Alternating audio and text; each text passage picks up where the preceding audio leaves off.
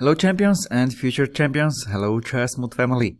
Today we will speak about the topic how strong can be queen in the center. Before I show you the examples, let me remind you a few basic things. Why we don't develop the queen in the very early stage? Because, for example here, when we play here queen d4, Black will be able, with tempo, develop their minor pieces. So if they play knight c6, now our queen hangs, and we need to do another move with the queen, and so we will be behind in development soon.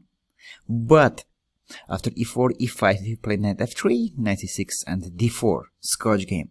Now, if e d4, knight d4, black takes knight d4, here our queen on d4 will be very strong.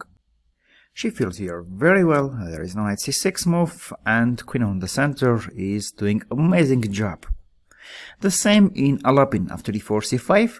If c3, now d5 move becomes interesting, because after e d5, queen d5, there is no knight c3 move. So these are the basics when we can develop the queen and put it in the center. So let's go now to our examples. Here is the first position, white to move, how to continue. I offer you to pause the video and think. Okay, actually let's briefly evaluate the position. Everything looks equal. The development is equal, pieces are equal, pawns are equal, all are equal. However, there is one big difference in the pawn structure. White has 2 islands, black has 3 islands. And especially their a7 pawn will be very weak when our rook on a1 is opened, and also the c6 and d6 pawns can be weak. We can continue here just bishop e2, short castle, and after bishop e7, short castle, we will enjoy our small advantage. However, in the initial position, there is a very strong move for white. Last time I offered you to pause the video and think about the same position. Okay, there is queen d4, a killer move. Queen comes to the center, attacking the a7 pawn, not allowing black play bishop e7 because g7 pawn will hang. In the future also white can play bishop f4 and pressure the d6 pawn. So we know that if we put our queen in the center and black cannot attack, then it's a very good idea to at least think about such moves. And there are no knights, so black cannot attack this queen. They have problems with developing their kingside. a7 pawn hangs, and if black plays c5, then white has different options. It's possible to play just queen c3, not allowing bishop e7 move, but it's also possible to play queen d5 with tempo on a8 rook. And black's problem is that if bishop e6, there is a very unpleasant check, bishop b5. If king e7, of course, it's very bad, king is in the center. And if bishop d7, and black cannot take queen d7 because a8 rook will hang.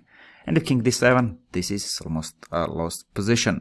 It's not just will take f7, but even if it just castled here, we have a winning position. So in the beginning position, if with bishop e2 and short castle, white had the solid advantage. Queen d4 just gives white a very, very huge advantage. Let's go to the next example. White to move, how to play. I offer you to pause the video and think. Okay, now we would love to think about such moves like bishop a3 and not allow opponent to go short castle. But the problem is that the c3 pawn hangs. So in the initial position, white plays queen d4, very strong move. With the tempo, queen comes to the game, attacking the g7 pawn, defending the c3 pawn, and after knight f6, bishop a3, not allowing black to go castle. After queen d4, if black plays queen f6, we can play bishop a3, again not allowing in the future black to go short castle, and if queen d4, c4, white will enjoy the bishop pair advantage. If you are not familiar with such advantage, I offer you to check out our course article and the daily lesson playlist, which links you can find in the description part of this video. Let's go to the next example. This one is very subtle one. Here is black to move. I offer you to pause the video and think. Okay, if it was a classical game, especially if it was a blitz game, I'm sure even Grandmaster would, without thinking, play just short castle. However, after short castle, white will play queen c3. Queen on c3 is doing a very good defending the b2 pawn. In the future, white can play c5, not allowing us easy to play d6, and in the future they can try to push their pawns on the king side. So, in the initial position, instead of playing short castle, black's best move is to play queen e5 first. Queen on e5 in the center stays very strong. White cannot attack this queen, because if f4 there will be queen c5 or queen e3, very unpleasant checks, and after king h1, knight g4. Now knight f2 comes, knight e3 comes, black is taking initiative. After queen e5, of course if white plays queen c3, will not just take e2, but queen c3, bc3, and here white has very weak pawns. After queen e5, if white plays rook ac1 with the idea to play queen c3. Then after short castle, queen c3, rook c3, white doesn't have the strong queen on c3 defender of the all queen side. And after rook fb8, using the b half open line, black can put serious pressure on white's position. If b3 is coming a4, after b3 there will be a weak pawn on b3 and black's rooks are very strong. If white plays rook c2, for example, black can play a4, not allowing in the future white to play b3 and have here a pawn chain, but to play a4, then rook b4, rook b8, and black takes the initiative. After queen e5, white played e4, short castle f4. But now queen d4 check. King h1, rook fb8, taking the b2 pawn. Look how strong here is the queen on d4. It helps the rook to come to the game with a tempo, and also black has knight g4 option. b3 was played. Now knight g4 is fine, but black played a4. Using that, white doesn't have time for playing e5, because after ab3, white cannot take ab3, they will lose the rook on a1. After a4, white took ba4, and now knight g4. It's coming knight e3, very annoying threat. White played queen e2, knight e3. Rook fe1, rook cannot stay on f2 because rook also should defend the a1 rook. And after rook fe1, knight g2.